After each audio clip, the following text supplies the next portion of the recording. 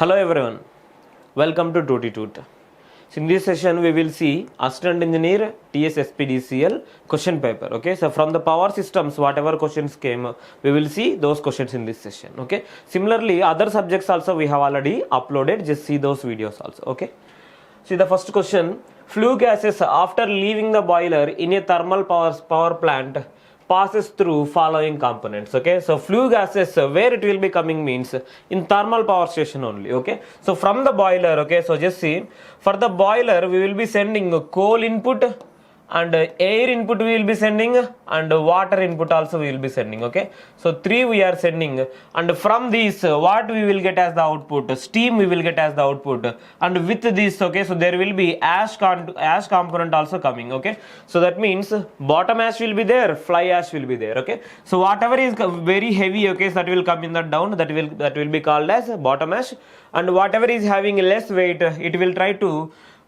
move, otherwise it will try to fly away. Okay, so that is nothing but fly ash we will be calling. Okay, so that fly ash is having flue gases. Okay, so flue gases. Okay, so that fly ash is having flue gases. Okay, FLUE. Okay, so flue gases.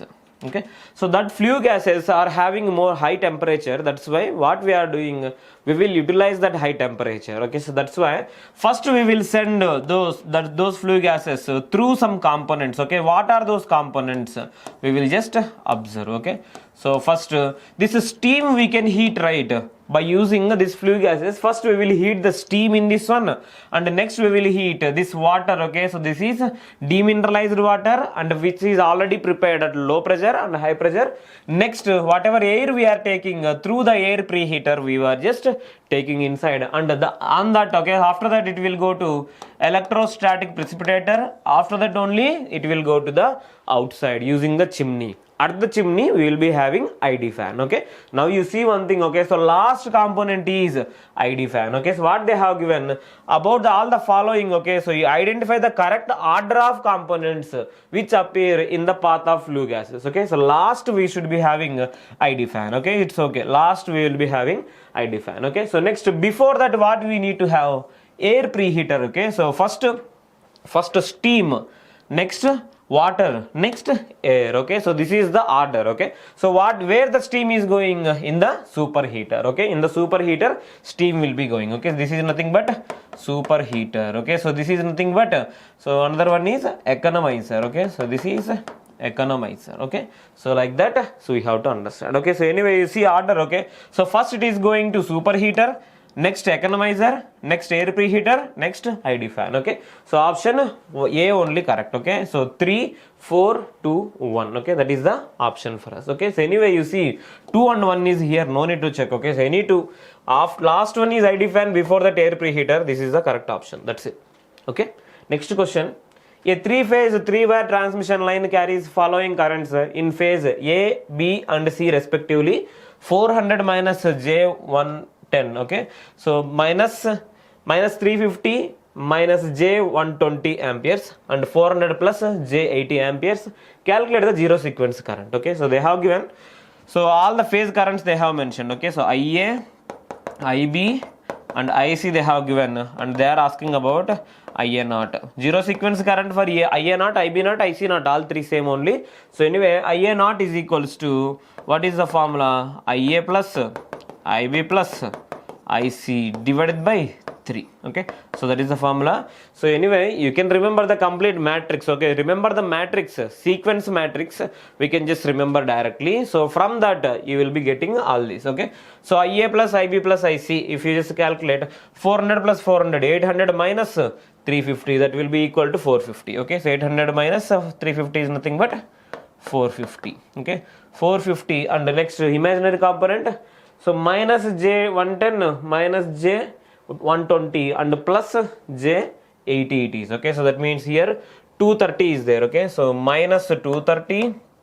plus 80 it is. Okay, so minus 230 plus 80 means minus how much it is, 150. Okay, so minus 150, J minus J150 divided by 3. Okay, so anyway if you just simplify you will get, so 150, 450 divided by 3 is 150 minus J 50. This is the zero sequence component. Okay, if they ask IB naught or IC naught, it is the same thing only. Okay, so anyway you have to calculate. Okay, so what is the option D is correct one. 150 minus J50 amperes. Okay, and the next question is, so if the fault current is 2100 amperes, the relay setting is 70% and CT ratio is 300 to 5, then the plug setting multiplier will be. Okay, so they are asking plug setting multiplier. Okay, so plug setting multiplier they are asking. So what is plug setting multiplier means?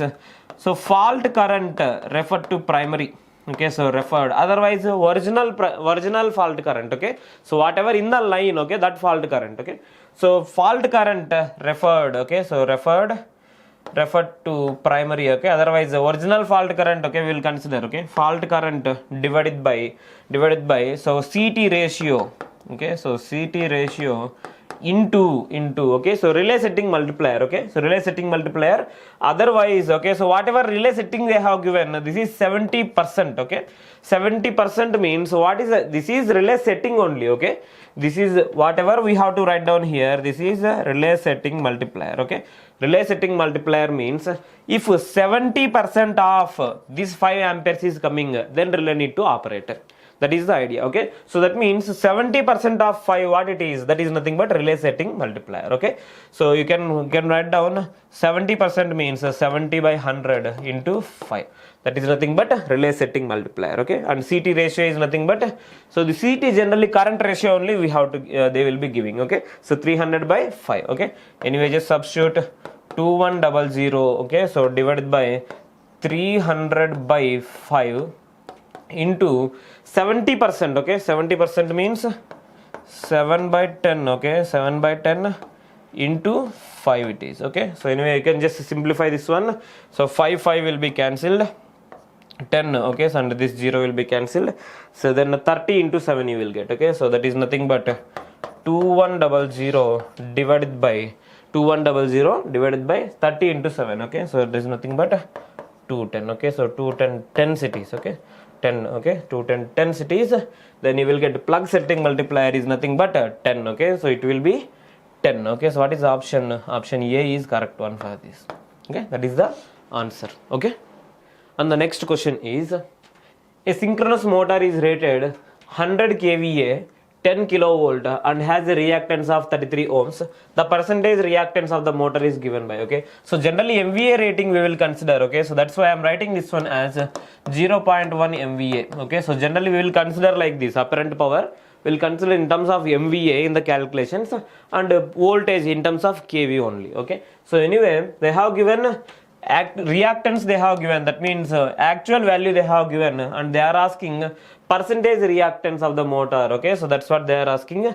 So anyway first we will calculate X per unit. Okay, to calculate per unit you need Z base value. What is the Z base value? Z base value is nothing but V base in terms of kV square divided by MVA base. MVA base means S base, we can write down as S base. Okay, V base divided by S base. Okay, so what is V base? Voltage base is nothing but 10. Okay, so kV, so I am writing as 10 square because kV, right, k square directly it is, that is m, that's why we have written like this. Okay, so in the denominator 0.1 MVA it is. Okay, so k square and m will be cancelled, so we will get 100, and in the denominator 0.1 means numerator one more 0 we can add. Okay, so Z base is nothing but 1 kilo ohm, otherwise 10 cube ohms we will write down. Okay, so anyway X per unit, what is X per unit? 33 divided by 10 cube. Okay, so 33 divided by X per unit is nothing but 10 cube. Okay, so you can write down as 33 into 10 power minus 3 in terms of per unit value. Okay, so actual value divided by base value. Okay, so this is the value of X per unit, but if you want in terms of percentage, okay, if you want in percentage into 100 we have to do, so that is 33 into 10 power minus 3, 10 square, so total it is 10 power minus 1, it is 3.3%. Okay, so 3.3%. Answer for this question is option B.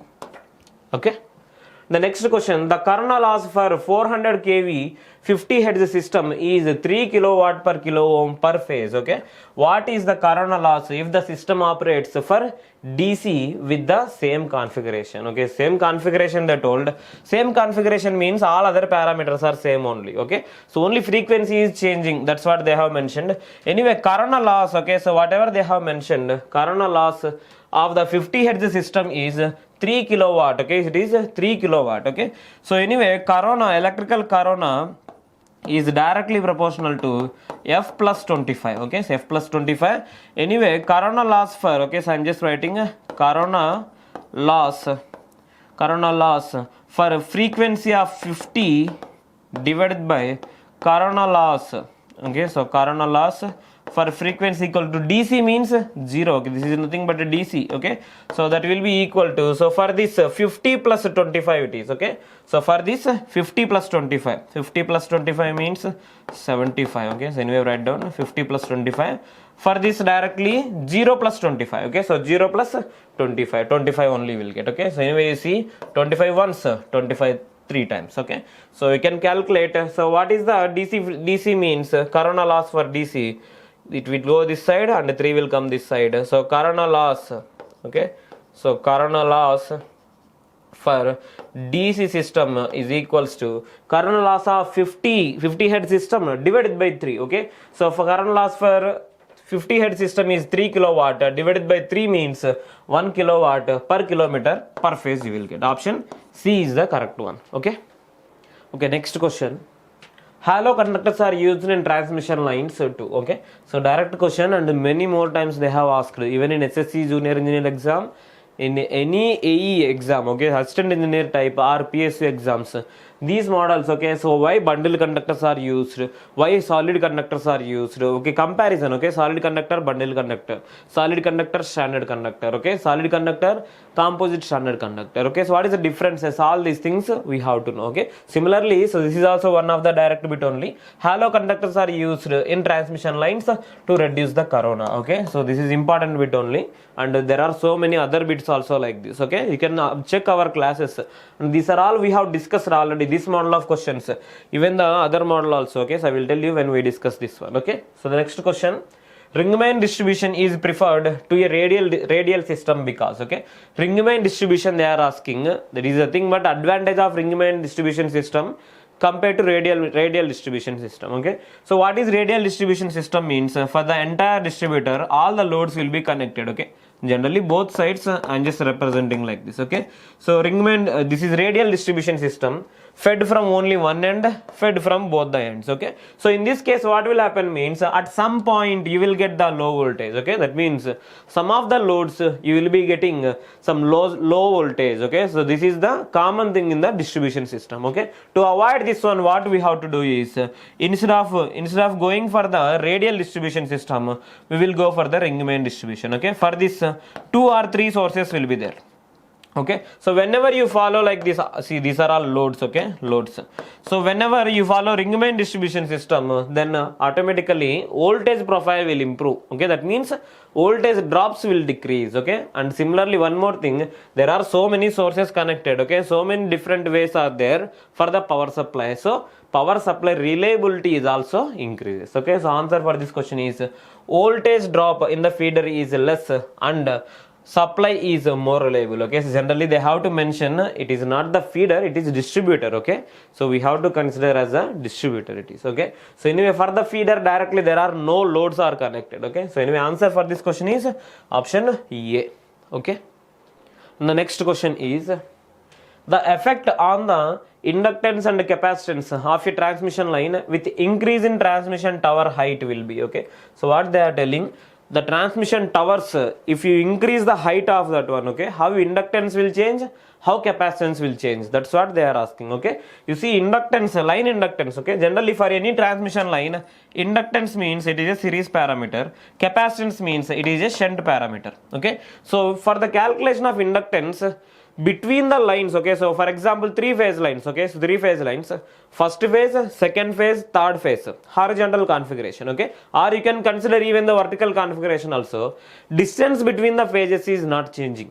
if you increase the tower's height, all the three transmission lines are increasing the height, okay? So that means distance between the transmission lines is not changing, so GMD will not be changed, okay? So when GMD is not changing, inductance, GMD and GMR, okay? So GMR means definitely will not change because radius will be same only, so automatically geometric mean radius is also will be same. So GMD and GMR are not changing, so directly inductance will not be changing, okay? Inductance will never be changing whenever you increase the transmission line height, okay? Transmission poles height, okay? So then one more thing, so the whenever capacitance you are calculating, you see previously transmission lines are here means distance from the ground, okay? Distance from the ground is this. Whenever you increase the poles height, then automatically our transmission towers height, the distance will be increased, okay? So whenever distance increases, general capacitance formula C equal to epsilon A divided by D, okay? So nothing is changing, air is the dielectric medium here. So what is this D? D is increasing means automatically capacitance will decrease, okay? So line inductance remains the same and line capacitance decreases, okay? This is the answer, okay? So there are no need of any more explanations for this model of questions. Immediately we have to answer these questions, okay? The next question is, in medium and long transmission line, which of the following devices is used to neutralize the Ferranti effect, okay? So Ferranti effect they are asking. What is Ferranti effect? Under no load or light load condition, the receiving end side voltage is greater than sending end side voltage. So it is nothing but over voltage, okay? So whenever you are getting over voltage, what you have to do? You have to make that one to the normal voltage. How you can make? Which element we have to connect there means inductor we have to connect, okay? Or reactor we have to connect, okay? So what is that element? Directly shunt reactor we have to connect, okay? At the receiving end side we have to connect shunt reactance, okay? Because it will take some of the reactive power, so automatically voltage will come down, okay? So that means it will come to up to the normal level. If you increase the effect of this inductance, then it will go to low voltage also if possible, okay? So that means we have to choose this inductance value carefully, okay? Similarly, for example, low voltage is there at the receiving end side. What you have to do? You have to improve the voltage level means, so you have to connect which element? Capacitor we have to connect, shunt capacitor we have to connect there, okay? That is the answer for this question, okay? To neutralize the Ferranti effect, what you have to connect? Shunt reactor, okay? You see one more thing, they have not mentioned about the short transmission line, because for the short transmission line there is no Ferranti effect, okay? That's why carefully they have formed this question, okay? This is one of the very good model of question they have asked, okay? Next question. An equipment has a per unit impedance of 0.8 per unit on the base of 66 kV and 100 MVA. Determine the per unit impedance when the base values are 33 kV to 100 MVA, okay? So this is normal in every time, okay? So in every exams, these model of question, even in the GATE, engineering services, junior engineer, or any of the PSU exam or state level exams, okay? So this model definitely will come, and we can directly note down this model of question, okay? So what they are giving, per unit value they have mentioned 0.8 per unit. Now base changed, okay? So whenever base changed, automatically, so we have to calculate like this, okay? So what they have given, impedance, okay? So Z per unit new is equals to Z per unit old into MVA base new divided by MVA base old, okay? So into KV base old divided by KV base new whole square, okay? This is the formula, okay? So anyway, if you don't know this formula also you can derive, okay, by using the formula. So just impedance is equals to MVA, okay, not MVA, KV square, okay? Impedance is equals to KV square divided by MVA. Based on this we can directly calculate, okay? So anyway, just see this one. What is Z per unit old? Old value is nothing but 0.8 and MVA base new is nothing but 200 MVA, okay? So 200 MVA divided by what is the old MVA? 100 MVA, okay? 100 MVA into KV old, okay? So what is the KV old? KV old is nothing but 66 kV.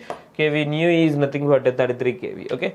66 divided by 33 kVA only, so it will get cancelled automatically. Okay, 33 once, 33 twice, this is once and 2. Okay, so 0.8 into 2 into 4. Okay, so 4 into 2 8, 8 into 0.8 is nothing but, okay, so 8 into 0.8.